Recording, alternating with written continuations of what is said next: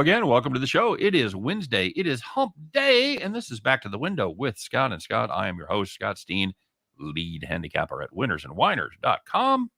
I don't see any curtains behind me this time. I'm Scott Rochelle, senior handicapper over WHINERS.com.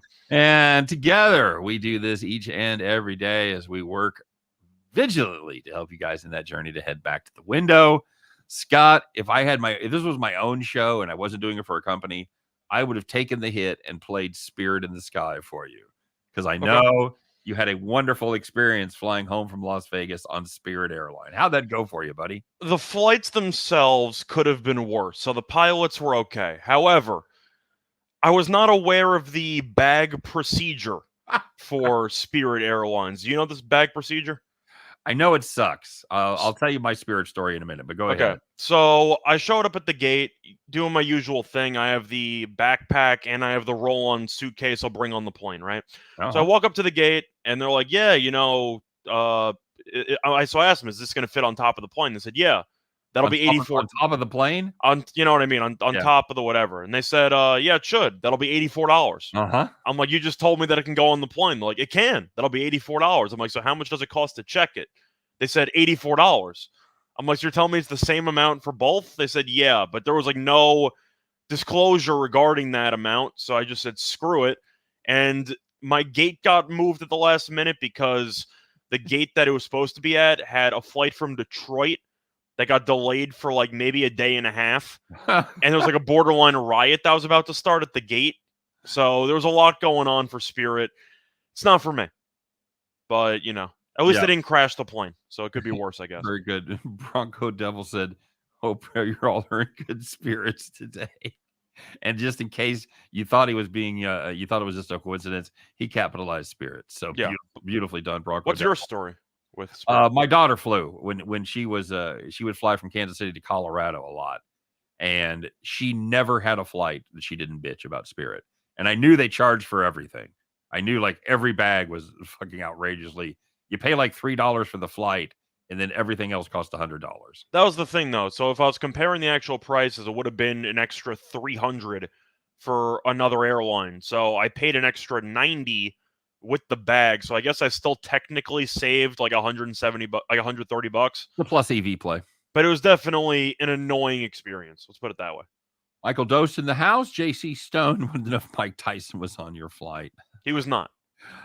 Big X says, what's up? Said prayers for all the Texas families. I got to tell you, Scott, we were talking about before the show. I have a granddaughter that's almost 10, and I was absolutely fucking gutted yesterday. Just, I'm glad we took a break from not doing Total Chaos and doing it today. I was in no shape to do it. That one really, really hit hard. That's awful. And I don't know what the answers are. I know that both sides of the aisle use it to further their cause. I don't care for that. But I think a reasonable country should be able to come together and figure out something to do. And I don't know what it is, but goddamn, this can't fucking go on. So anyway, yes, prayers. Thanks, Big X, for bringing that up. Absolutely true. So, Bill Moore. Watching a little tennis. Foganini. Is that right? Yep. I had that in my Twitter things you can't gamble on in Vegas, but this would be my parlay anyway. I hit the first day. Second day, I posted a 2-pick for about +1. I think it was 149. Something like that. I won the first one. Second one, Fognini. I need him to win one set, and he is up 5-2 with 2 breaks in the second set. Loses the set. Then he goes into the third. He goes down and he quits. So the play gets voided. The play got voided. I actually won. It got reduced to a straight bet, but I'm guessing Bill had his opponent on the spread because since Fognini retired, that got voided. Yeah. David the Italian throwing out a little props to you for your, I'm assuming, your tennis parlay. So, no, I had like 4 separate parlays over the weekend that I shared that all won. I had look at you. I had the tennis parlay that I posted that was like +262, which cashed. I had the 17-1 parlay that I gave out on the air. And then I also had a podcast appearance yesterday where I gave out a 13-1 parlay, and that also hit. So, yeah, I had a pretty good weekend in Vegas. Beautiful. Beautifully done. Bronco Devil says, you need a Vegas story that didn't stay in Vegas. You got any good stories? You hook up with anybody? The story I have is my wallet, because it was a lot heavier when I came back from Vegas than when I left originally. Does that count? That's a beautiful thing, man. That's a beautiful thing. Bill said, yeah, he had Fognini's opponent at plus 100. Well, the money line stuff in like FanDuel, DraftKings, etc., that should all cash. The issue is the spread. So maybe you're using a local, but usually if you're a set into a tennis match and one guy withdraws, usually it's still graded. Super Slice says if Korda wins, he wins 150. That's beautiful. Well, he's up 2-0. I mean, the issue with Korda is he's a choker. So we'll see what happens. But Gasquet is older. You're hoping he just doesn't have the stamina. Korda should win, but he has a history of, let's just say, coming up a little bit small in big moments. Michael says those 17-1 parlays will pay for that luggage handling. That's not how we look at it, man. Yeah. Either that or the 13-1. We reserve the right to bitch about everything. You know what's crazy though? As soon as I landed, I ended up getting an Uber because how else am I supposed to get around? Right. It was $80 for an Uber. Where'd you go to JFK or LaGuardia? It was LaGuardia. LaGuardia to my apartment apparently was $80. Queens to Brooklyn at $80. I know. It really called me off guard. I thought it'd be around like 50. 40. That sounds a little steep, man. But whatever. Bronco Devil says Spirit charge you for that fat wallet. Yeah. Very good. Hey, guys, don't forget, we'd appreciate it if you'd take a minute and smash that thumb, give us the like, subscribe to both the channels, the Winners and Whiners YouTube channel and the Max Wagers Network YouTube channel. A lot of great shows over on the Max Wagers Network. Of course, not just our show, not just me and Chris, but you got Sean Higgs at 12 o'clock doing Midday Money, Allie Burns, 1 o'clock doing Morning Wood, me and Chris, me and Scott, Sean Miller doing soccer at 4 o'clock, and of course, Tim Earl, Nick Earl, and Detroit Lenny bringing it all home with Game Time Decision at 5. So check all those out. Check out the great deal that we've got with our partners over there at Caesars Sportsbook, $1,100 of first bet insurance. If you've got that tennis play, if you've got that lock, you want to play it, you want to step up your game a little bit, play a little more than you usually would, this is a great opportunity to do so because Caesars will guarantee your first bet up to $1,100. If you lose it, they will make it right. If you win, hell, you're probably hitting a 13-1 parlay anyway. So what the hell? Let it rip. And you got to use the code, of course, ATS wins Caesar, CZR. And you must use the link that is in the description of this video as well. And if you're looking for even more great plays, I've got my premium plays available. That link is in the show description to go along with everything else. Scott, what'd I forget? I think you pretty much covered everything. The Preakness already happened, so we don't have we had a guide for that, but that doesn't matter anymore. That's right. Yeah, we got the Belmont in a couple of months. Does that count? Yeah. Michael Doe says both you guys looking Johnny Cash today. If you go down a little further, I'm actually like tropical. I'm like tropical cash. I got a little palm tree thing going. You're Tommy Bahama Cash. Yeah, that's exactly what it is. Are you just black right there? Yep. That's a black shirt, black on black. Yep. All right. Lexi Steele in the house. Jerry Glanville. Yep. I'll take that. I leave tickets for Elvis before every show. Are you going to see the Elvis movie? I saw that there was a preview for it the other day. Yeah, I've heard mixed reviews, but I'm sure I'll watch it. I'm kind of fascinated by the Elvis. I'm assuming it'll be somewhere in between the Bohemian Rhapsody movie and the Rocket Man movie. I heard the Rocket Man movie was not very good. But I saw the Queen one. I thought the Queen one was good. So probably somewhere in the middle. I can't say I've ever been a big Elvis guy. I don't really have that much of an interest in it. But if you make the movie well, then maybe I'll watch it. Yeah. Bronco says, look like you're going to a funeral. For the bookmakers. Yeah, that's right. That's right. Yeah, that's right. Yeah. Burying those motherfuckers today. All right. Well, let's find out what happened yesterday, Scott. Let's find out who got buried and let's find out who got beat. The winners, the whiners, you know who you are. You had those tickets, and maybe you even thought you had a winner. Maybe you were playing that San Francisco Mets game out there where everybody thought they had a winner at some point in that game. But yeah, we're gonna find out, Scott. Let's check out the Hump Day edition. You know it, you love it. We call it America's fastest growing segment. People love it. So let's do it. Let's find out who's got to pick out that Nokia flip phone and call the cops.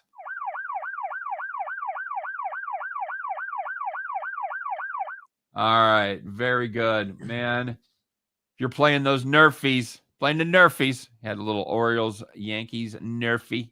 You look good for the first 5 outs. Bottom of the first. Nobody on base. 1 and 2 count to Rizzo. What'd Rizzo do, buddy? What'd Rizzo do to you? He went yard. We went yard. That's right. Yankees 1-0 after 1. Put that Nerfy away and tear it up. And looking at the Phillies on the money line against the Braves, they led 5-4, entering the bottom of the 9th. Can you remind me how's Philadelphia's bullpen been for the last couple of years? They have not been good, Scott. Not good at all. They weren't good yesterday either, because Atlanta scored 2 runs in the bottom of the 9th, including a walk-off RBI single. Philadelphia lost 6-5.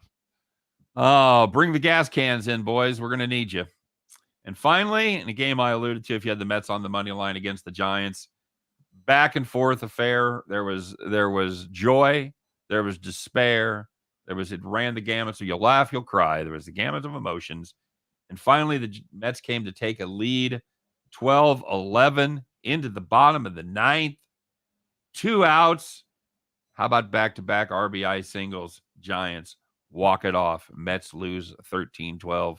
That one's got a sting, whether you were a Met or whether you had them on the money line. Either way, for God's sakes, call the cops. Well, because you were dead to rights. They were down, 8-2 midway through the game? Yeah.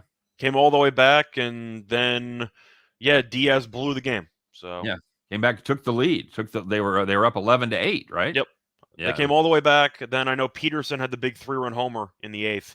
And then the Mets scored 1 in the 9th, and Diaz blew it in the bottom of the 9th. Brutal bullpen. For God's sakes, get a bullpen. There was some good news out there. This was probably anybody that, had your bet, Scott.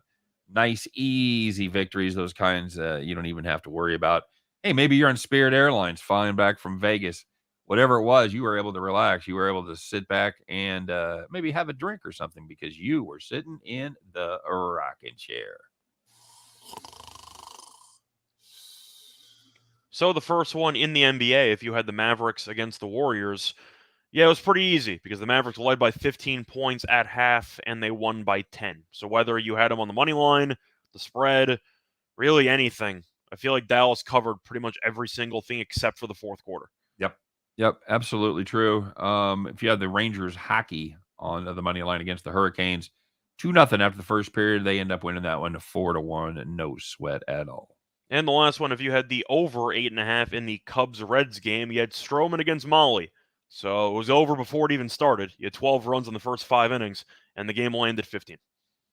Yeah, those are nice. Those are nice wins, man. That's a great thing about an over is it's done. It's locked. Once it's over. The occasional rain cancellation will kill you, but yeah, that's okay. That's very true. All right, so there was some pretty sharp lines yesterday, Scott. We talked about that, but there were some. There was a couple of head scratchers, and those nowhere more so than in this game. Let's find out who's passing around the bottle of Jack Daniels behind the scenes at the Sportsbook, man. Because the Oddsmakers look like maybe when it came to this game, they were a little bit drunk. Yeah, so this is the Boston Red Sox and the White Sox. Red Sox yesterday, Scott, plus 140 underdogs. Could you explain that one to me? So they thought Chicago would win more often than Chicago would lose in that situation. And they were wrong. Slow down. I'm writing this down. I know. Just making sure you got that. So people thought Chicago would score more runs than Boston over the course of a 9-inning game. I see. Okay, so they thought if they played this game, for example, 12 times, they would win more than 7 to make it a problem. Give or take. Okay, very good. Well, you know what? They're wrong, Scott, because the Red Sox, they got out to an early lead and they didn't stop. They led 7-0 after 3 innings. No mercy rules in the major leagues because if there would have been one, this game would have been over earlier than that. Boston ended up winning 16-3. Oddsmakers, what are you doing? A 140 underdog, won by 13 runs. That's exactly right. That's pretty good. It's pretty good right there, Skeeter. So, are you surprised at all how awful the White Sox have been? Yes. I mean, you and I talked about them going under their win total, but it was like, 92.5 or something? That was my favorite play for the division, but once again, I expected them to still win around 89, 88. I just thought the number was a little high, but you can argue injuries have been a factor. Truth is, how many people have the White Sox actually lost? I know you lost Jimenez. Who else have you lost? I mean, your team offensively has been okay. Pitching-wise, you have not been very good. Keuchel's been awful. I was going to say, is that injury-based, or is that just people either regressing or just not being very good? Because Hendricks isn't hurt. He's just been awful. He's been awful. Kopech has been good. That transition from the I'm saying you traded away your backup closer in Kimbrel. Right. So, like, I don't think it's really injuries. I just think the team isn't very good. I don't think LaRusse's helping matters, but, just throwing it out there. Well, Moncada's been hurt, too. How valuable do you think Moncada is? Do you think he's worth, like, whatever amount of wins to get Chicago back on track? Probably not. Yeah, no. You just wanted to know who's. Yeah, I didn't mention Moncada. That's true, but I forgot about him. But the point is, for the most part, they've been relatively healthy, and yet they just can't pitch. No, that's the problem. The offense has been okay, and that was, in fairness, when we did the preview show, that was the questions that we had was about this Chicago pitching staff. How good are they really going to be? And the question is not very. I'm glad because that's about the only thing I've hit in that division. I had the Royals and Tigers over. That looks like it's in trouble.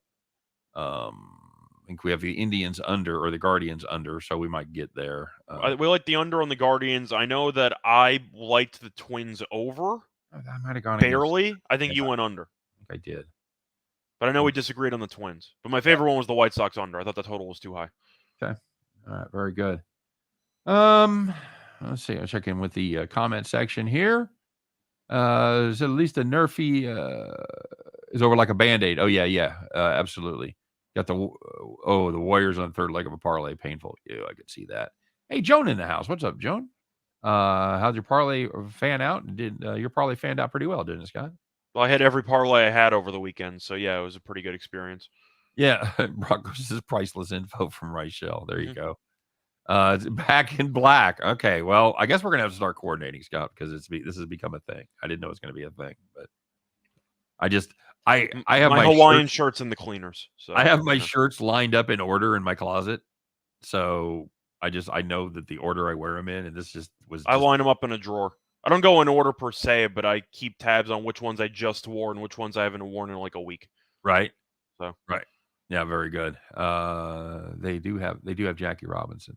Yeah, Anderson's been okay. Can't field. He's one of the worst fielding shortstops in the league.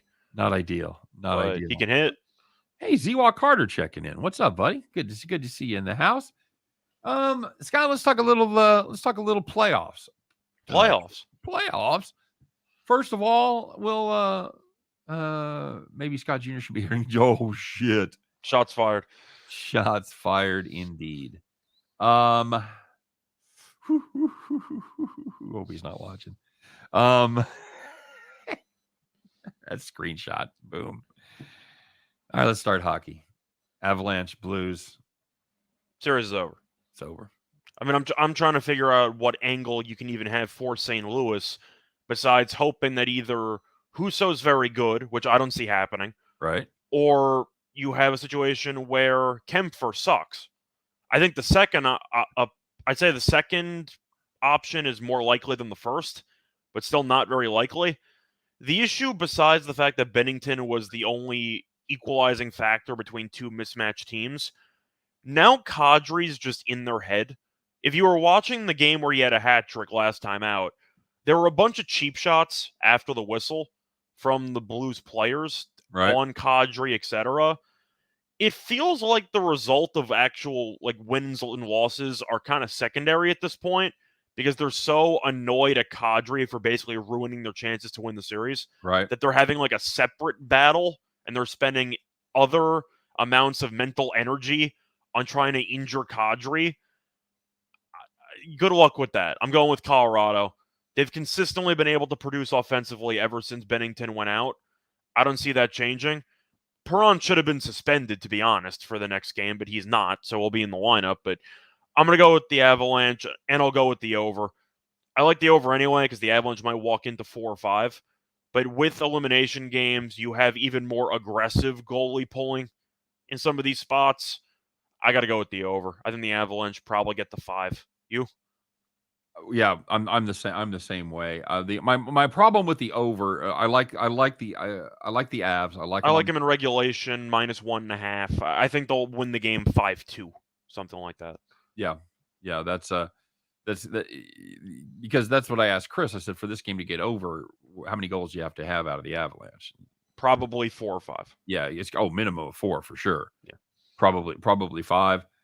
I just don't know how much the Blues are going to be able to contribute. I say 2 max. They can give you 3 in normal situations, then you could probably bank on an empty netter or 2 to help. Yep. So we'll see. But based on everything that's happened and how the series has progressed and all the Kadri stuff that happened and the fact that he went for a hat trick the game after and the Blues were just actively trying to decapitate him, it feels like the Blues' priorities might be a little bit mangled at this point in time. Wouldn't you agree?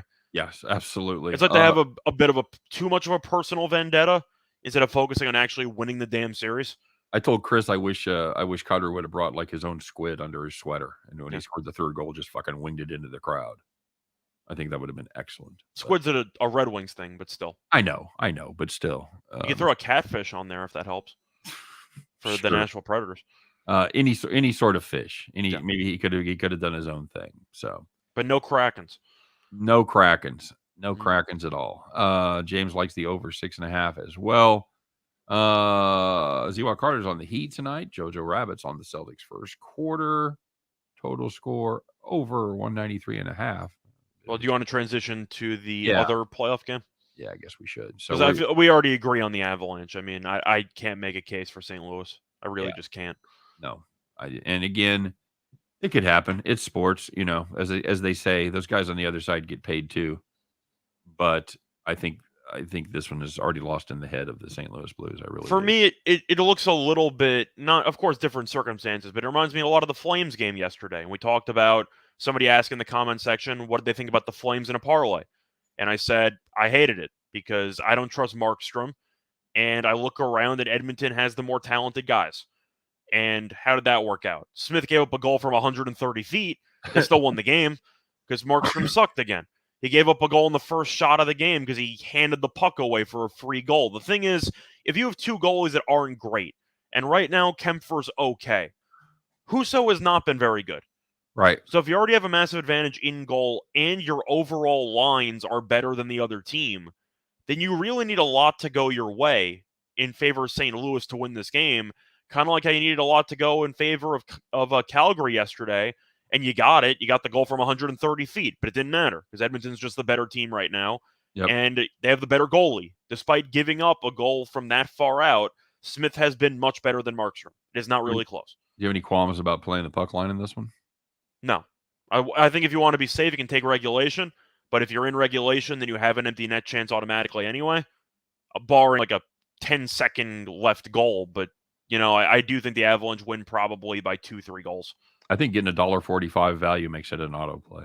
I think it does too. I really just think the Blues have packed it in, mentally at least. Yeah, but I mean, you're going from minus 260 to minus 115. I believe regulation's minus 145. Right. Yeah, that would make sense. I think so. If you want to make a case there, you can. But once again, if you're going to win regulation, that means most likely you're up a goal with 2 minutes to go. You might have a decent shot at an empty netter for another 80 cents of value. So I think either's fine. Absolutely true. Jojo Rabbit says, can't believe that the New York Rangers minus 1.5 and the Edmond minus 1.5 both hit. Well, the Rangers one was easy. The Edmonton one was the tricky one because you had the empty netter late.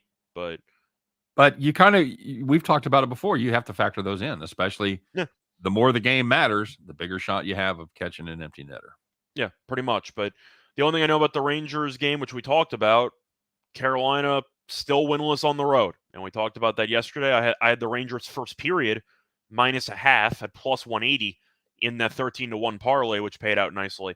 But I just couldn't take Carolina. You're looking at a situation where, despite the fact on paper, I do think Carolina's the better team, situations matter. And even though I've roasted the importance of home ice or lack thereof, it does matter to some teams more than others. And Carolina has forgotten how to play hockey when they're on the road. That would appear to be the case. Yep, so that's absolutely true. Now 0-5 away from Carolina. STM Network says, especially in the playoffs. Yep, that's what we talked about. The bigger the game, more likely you get empty netters. So Three-way line is minus 150, says Z-Wa Carter. I don't mind that, but once again, it's the same situation. I think Colorado wins probably handily tonight. Okay. Let's talk some basketball. If you want to make a case for St. Louis, by the way, just take the over in Husso saves and hope he stands on his head. Yeah, I think you take the Husso. I think you think the over in Husso saves anyway. It's 31.5. Well, I don't even know who the backup goalie is at this point. Right. So. Right. Rangers Lightning is a nightmare scenario for Islanders fans. Truth is, it's a situation where Carolina also beat the Islanders in the playoffs a couple years ago. Of course, in New York, being anti-Rangers hurts, but do I really think either team, Carolina or the Rangers, are going to beat Tampa with potentially a healthy Braden Point? Probably not. I just think Tampa's on another level. You? They appear to be right now. They appear to. They swept the President's Trophy winner without arguably their second or third best player. Yep. That's a problem for the rest of the league. Vasi doing his thing, man. He was doing his thing. Stamkos has been good. Kucherov's been good. But Braden Point's a big piece, and they didn't even need him to beat the number one offense and overall points leader in the league, which I think is a testament to how good this Lightning team actually is. Agreed. So, the basketball game tonight, man, are you worried about the injuries no matter what side you've got? There's the uncertainty here. I'm more concerned about the injuries for Miami than I am for Boston because the main takeaway I've had in the playoffs, I was a fan of Marcus Smart. I thought that he was a pretty important player going into the playoffs. I think he's just overrated now. Can I say that? Because when he's been out for several games, and as Defensive Player of the Year, you assume that with him out, Boston's defense would look worse. But from what we've seen against Milwaukee and Miami, they've had two of their best defensive performances of the season with Smart out of the lineup. So is that injury even as important as people make it out to be? I don't know. See, I'm gonna make a perhaps a distinction here without a difference. I don't know that Marcus Smart is overrated. He might be overvalued. Okay, either way. Now compare that to what Miami has. My question is, who do you think is more valuable to his respective team? Is it Marcus Smart or is it Tyler Hero? Well, I will go you one better. Is it Hero and Lowry or Smart and Williams? That's a tough one. Because those are the two guys that are questionable on each side. Well, the Celtics, if you're going to take him, you need Williams to play. I think for this series, I'd actually take Williams and Smart just because of how dominant Williams has been defensively against Bam. Right. And you're looking at what Miami has offensively. What do they have offensively? Because Butler, we're assuming, is at 70%. If you want to guess health. He's not on the injury. 80? He's not on the injury report. I think he's better than that. Okay, either way. Let's put him at 90. Okay. Let's put him at 90. Assume he has a shot to go for 30. Hero's either been awful or injured. Yeah. We're not sure he's even going to play. Right? Then you have Adebayo, who's been a lost cause whenever Williams has been on the court. And when Williams missed one game, he went for 30 points. So assuming Williams is on the court and Butler gives you 30, what are your other options? What do you have? Well, You're just hoping Strus and Strus and, Adebayo and Oladipo give you a combined, 50? Right. Is that your prayer? I don't really know what you have. Meanwhile, Boston does have Tatum, who was awful in one game in the series. He's been good in the other games. Him and Brown kind of trade off who's going to suck. That seems how it goes, but they still have two guys who could be good on the same night. Horford's been very good defensively. Williams has dominated on the inside. Pritchard's been good from three. Truth is, I think Boston wins handily tonight. See, that's the thing about Williams. If Williams plays, it opens up a whole new avenue for Horford. Yeah. Because he doesn't have to worry about being in the lane as much. Although I think if Williams doesn't play, I think Horford should try to stretch Adebayo out. And try to work on some back cuts. After how dominant Williams was in the last game against Adebayo, I'm assuming he's playing tonight. Yes, I'm assuming. And the line's moved a lot. It went from -1 to -2.5. So that does suggest the real question is Hero. Of the four guys, I think Hero is the most likely not to play. I agree. I don't know what your thoughts are on the game or if you have a premium on it. I love Boston tonight. I think Boston's going to win handily. The line movement has really not surprised me. I said it on a podcast yesterday. I think Boston wins tonight, and I think they win tomorrow. And I think both those games are probably not very close. Miami is a team that really needs to force turnovers in order to compete. Yep. And if they don't force turnovers, they're screwed. But we saw in the last series, Boston against Milwaukee, they choked away that game against Milwaukee. You had the back-to-back Drew Holiday plays, the block and the steal against Smart. And what happened after that? Boston came out and they smacked the crap out of them. Mm-hmm. I think that's happening right now. Now, you can argue I'm disrespecting Miami, and maybe I am, because I had Boston in 6 when the series started. I just thought that Boston was the better team. Right. But with the injuries and the lack of offensive punch that Miami actually has, and with Adebayo vanishing half the time, I got to go Boston. I really question how Miami is going to regularly score more than 100 points. Do you have faith in Miami's offense against this defense? No, not with everybody hurt. Zewak Carter putting the injury report in. Yeah. All I'm saying is I have more faith in Boston's offense to score against Miami's defense than I do vice versa. They have multiple options. Miami doesn't. And that's the problem, is they have multiple guys that will step up. That's what I liked about this Golden State team. Now, obviously, it didn't happen last night, but they've been able to have guys step up and play and become scorers. So, what's your take on who's playing? Let's start there. Do you agree with me that Hero is the most likely not to play? See, I don't really know what Miami's supposed to do, because let's just say that Hero is actually hurt and he's going to be 50% if healthy. Do you think Miami's winning Game 6 on the road? Can't see it. So then, isn't he going to suit up automatically? Yes. Even if he shouldn't? And and even if he is, it might be subtraction by addition. Yeah. Hero might suck. That's the problem. Miami's in a must-win game. Is it a hammy with him? I believe so. It was definitely a lower body injury, but it's a spot where one of your best guys is hurt, but this might be the final home game you have.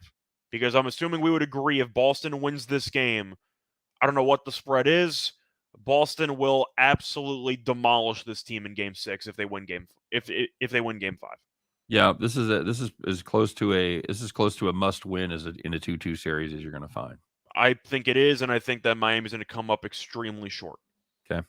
Well, I was on Miami from the beginning, but with the injury factors certainly made a difference. Yeah, the injuries have helped out my Boston, call, because Miami's depth was the calling card of this team, right. And now they've been ravaged by injury. But if you want to talk about the actual spread, 2.5 I think is too short, based on the fact that we think that Boston's guys are more likely to play than Miami's guys. But I mean, based on how the matchups have gone, I'm not just overreacting to Game 4, but I do think it's telling that Boston was able to go into Miami and win by 30 on the highway, so they're capable of doing that. And if you want to look for alternative numbers here, and based on the amount of blowouts we've had in the playoffs, if you want to look for potentially Boston minus 9.5 at plus 235, if you want to go for a big play, Celtics minus 18.5 at plus 870, and you just expect another NBA blowout because we've gotten that pretty much every game for the last 2 weeks. Right. I think Miami is more likely to get blown out than Boston, and it's not even close. 100% agree with that. So if you want to go with Boston and some alternative huge spreads, I don't hate it because this game might get ugly. Supersly pointed out Duncan Robinson got going last game, a guy that I'd asked about because he was such an integral part of that offense, 2 years ago when they were in the bubble? Yeah. Well, he's going to need to play a lot more if Hero's not going to play, of course. Yeah, that's by the way, that's your answer.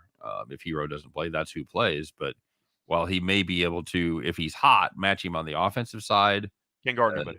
He can't guard anybody. That's the problem. We've talked about that before with Duncan Robinson. The only thing Miami had going for it played its worst game of the season by far. Oladipo was good. That was it. That's the only positive he had in the entire game.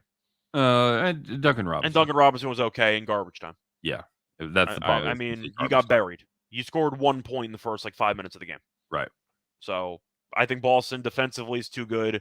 Offensively, they have enough firepower. Assuming Williams plays based on the line movement, I'm assuming he will.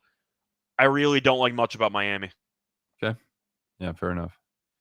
Yeah, Williams for me is the critical side for Boston because it opens up Horford to stretch the floor, stretch the offensive side a lot more. And yeah, I will have money on Boston tonight. Fair enough. I really don't know how I'm supposed to avoid betting Boston. Zewak Carter says, "Be nice to see Al Horford get a ring." Former Atlanta Hawk. Seems like a nice guy. I'm okay with that. Yeah. I like this Boston team. Like I said, I picked Miami, but I like them on a personal level. They don't seem like douchebags. They scare me because I got a Warriors title ticket, but my team got their ass kicked by them. Why? Because Boston's a very good team. So absolutely true. All right, bud. Any final thoughts on that game before we move on to a little baseball? The total confuses me because it could go either way. On one hand, Boston can go for 115. On the other hand, Miami might score 85. I like the team total under for Miami. Okay. I really don't think they're getting to 100. Okay. All right. You? I like the over in this spot. I think the was that for both teams? Or you just think Boston does enough? I think you have two shots to win it. I think you have the 125 100 blowout scenario, and I think you have the 112 110 scenario. Yeah, I the way that I see it, Boston could get to 115. It wouldn't surprise me. If Miami finishes with a 90, it wouldn't surprise me. And yet, even with a 115 to 90 score, you still win. You're over the total. I think at some point you have to keep adjusting those lines. You have to do it. Yeah. And I think at some point you're too low. And I think the main concern though for the total is going to be, can Miami contribute enough? So I'm going to ignore the overall total. Give me the under for the team total. All right, fair enough. Bronco Devil says take the total live. I don't hate that when you see. I don't mind that either. You see who's playing and how that's going, what that offense looks like. So, all right, very good, my friend. Well, we talked about the San Francisco New York Mets game. By the way, STM Network. I don't know what you were talking about. I know you were really mad about whatever it was. This cannot go on. I don't know what it is. So, elucidate. Wait, what are you talking about? He said this cannot. What did he put? They can't keep getting away with this? That's a Breaking Bad reference. What's that? That's a Breaking Bad reference. He's talking about the Lightning winning a third cup in a row. Oh, okay. Okay, that's what it was in reference to. You can't keep getting away with this. What was that from? What's from Breaking Bad? No, what scene? It's when he's yelling about Walter being able to get away with doing something wrong and he never gets punished for it. Who, Hank? Yeah, Heisenberg. Okay. Yeah, no. Yeah, okay. All right, very good. Thank you, son. Appreciate it. Okay. Well, we talked about the Mets game, but the Royals game was kind of a back and forth affair. Well, that was the annoying part, is that we had a farm play on it, and of course they covered the run line, but not the first 5-run line. Gallen was awful. Gallen gave up 6 runs in 6 innings. He gave up 3 in the first 5. That was the thing, is that if you look at how the play went, we said going in, if the Diamondbacks get to 2, we might be good. They scored 3. So you figure, 3 with Gallen on the mound, you probably cash that, 80% of the time? Sure. Absolutely. So, yeah. We still like how the offense performed, just Gallen was not very good. I make it every time. Oh, Jesse's mad about Walt. That's right. Okay. Heisenberg. What? Heisenberg. Yeah, but no, I thought it was Hank talking about him. No. It was Jesse talking about him. That's right. You could no, James. I still have to watch. And I'm not caught up either. I'm waiting to binge watch the whole thing. I've just had too much work to do. I'm still have not watched this week. I'm caught up until this week. So, can you explain the tweet with the guy taking your ticket? Yes. So, I also produce content for another company, and that was my boss. And after I hit the 17-1 parlay the day before, he basically made a pact with himself. No matter what I'm betting, he's going to tail me. So that was him taking my parlay so he could take a photo of it so he could ride the same parlay with me. And we ended up cashing a 13-1 parlay. So that was the joke. The joke was that my boss saw that I was on a heater and he knew what he had to do, which was piggyback off of all my picks. How'd that go for him? Well, it worked out well. No, Bronco, I wasn't bowing to him. I had to put the actual ticket on the table. So I bent over to get the ticket, or I had to get something out of my bag that was below the actual desk. All right. So there we go. Sorry, I had to get my hat ready. Yeah, all good. I realized my hat was still... That's fine. Hanging up there. All right. So, Yeah, kind of a heartbreaker. Again, that's a play that you say, well, game flow was good. Say we're going to give you 3 runs in the first 5. How often do you make this play? I would say I make it every time. Of course. Against Heasley, and you're looking at the Royals offense against Gallen, you got to like your spot. Absolutely. Absolutely. Of course, we shouldn't have got fancy. We should have just played the full game, but, whatever. All right. Very good. What do you like tonight? So, going through the baseball card, I know that the Yankees are big favorites against the Orioles. I like the Orioles tonight. Okay.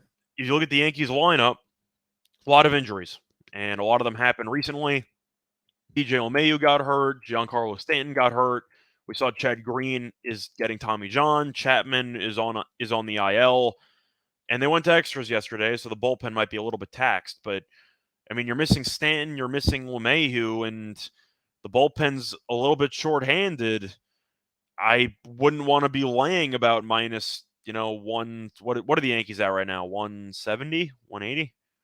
Yeah, it's an outrageous price. I know that Baltimore's not very good as a team, but the Yankees are using. I can't say they're A squad. It's not exactly like a D squad, so we'll call it a B minus squad. Mm-hmm. I don't want to lay 165 with a B minus squad. I'll take Baltimore. You tell us about this kid that's pitching? Sears? Mm-hmm. Can't say that I know much about him.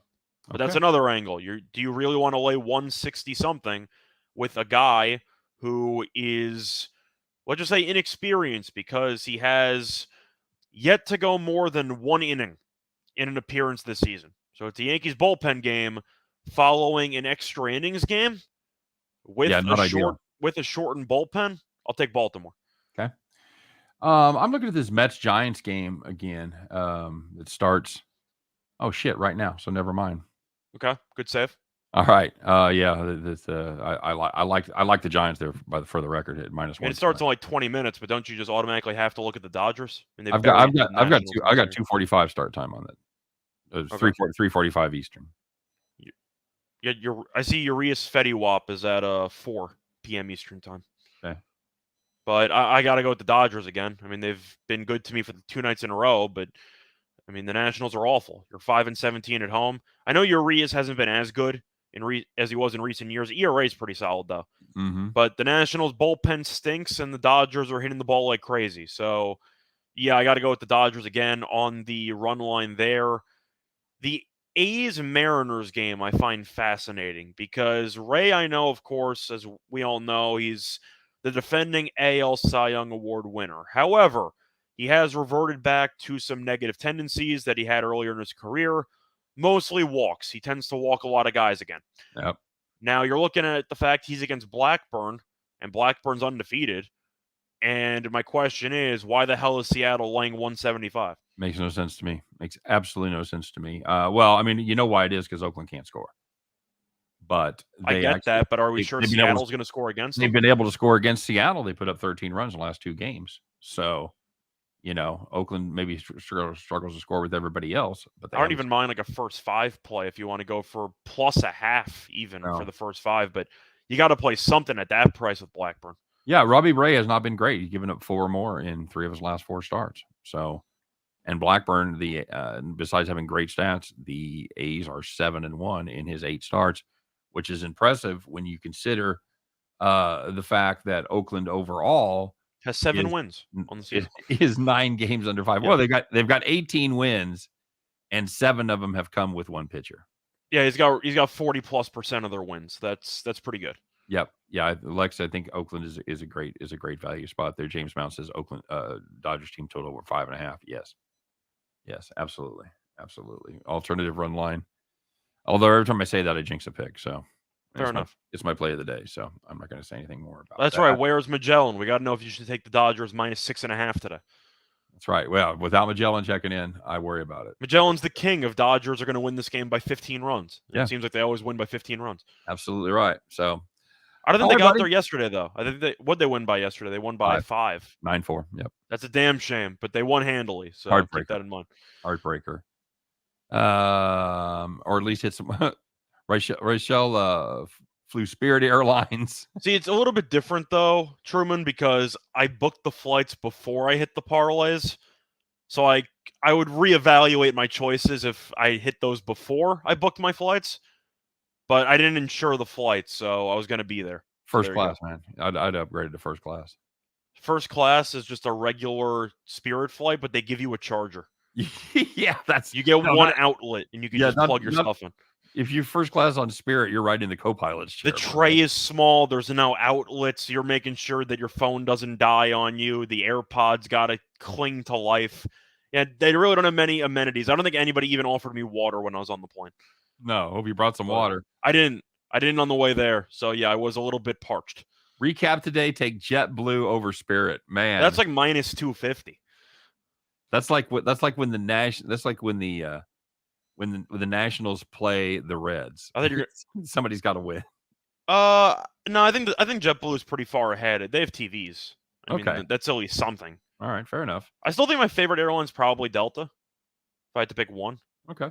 Because they bumped me for my Vegas flight one time, but they compensated me with $2,000 in a Visa card. It wasn't even credit that I had to use with Delta. They gave me actual currency. Outstanding. That's something I don't think I'll ever see again. So no. Delta won me over from that. That's a good hit. All right. Well, we talked a little bit about our play yesterday. It didn't work out. What we hit? 5 in a row? 4 in a row? Yeah, it was either 4 in a row at least. Yeah, okay. So time to start a new streak. Let's get to it, man. You ready? Yep, let's do it.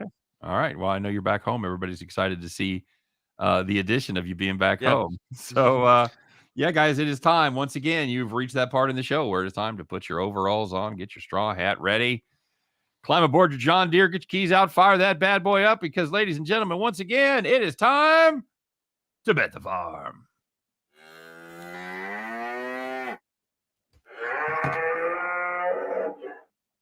All right. Well, we talked about our Royals yesterday, and that's all we're going to say. That's all I got to say about that. So we do have a new Bet the Farm fired up for today, kids, and it is going to be your San Diego Padres, and you are going to get a bonus for listening to this show in real time, because I believe this game starts in about 20 minutes, right, Scott? Yes. So let me actually just confirm what the start time is on that. It starts 4:10. Okay, there you go. So get on it. You're being rewarded for watching us live. It's going to vanish on YouTube anyway, so you might as well watch it now. That's right. By the way, we're getting our new software next week. Cool. Maybe the end of this week, but probably next week. So, all right, let's do it. It is time to bet the farm. We're going to take the San Diego Padres on the money line. This price has gone crazy since we first booked it last night. Best price we found available is minus 134. I think there's still some value in there. Padres won 5 of their last 6. They got the big Iranian Japanese guy going today. It is Yu Darvish on the bump for the Pods. His home stats have been outstanding. 19.2 innings pitched, 1.37 ERA. On the other side, Ashby going for Milwaukee. He has 21 innings pitched. And I've got Scott, his road ERA as 6.61. So he occasionally came out of the bullpen. So as a starter, he might have a 6+ ERA. Okay, very good. So his starter's ERA on the road, 6.61. Padres 12-2 in their last 14 games against a left-handed starter. Very, very solid. I like the Padres. I like the way they're playing, and I like them in this game as well. So that's going to do it for the farm play. Take the Padres and get yourself down, kids. You got 15 minutes. Let's get it on. Take the Padres on the money line for our Bet the Farm play. That's going to do it for the farm. That's going to do it for the show. Appreciate everybody stopping by to check us out. As always, don't forget to tell your friends, share us on social media, like and subscribe, all that good shit. And we appreciate each and every one of you. Wish all you guys good luck on all your plays today. Come back and see us tomorrow. Once again, 3 p.m. Eastern, 2 p.m. Central. Scott and I will do our very best to help you guys in that journey to head back to the window. Take care, everybody. We'll see you then.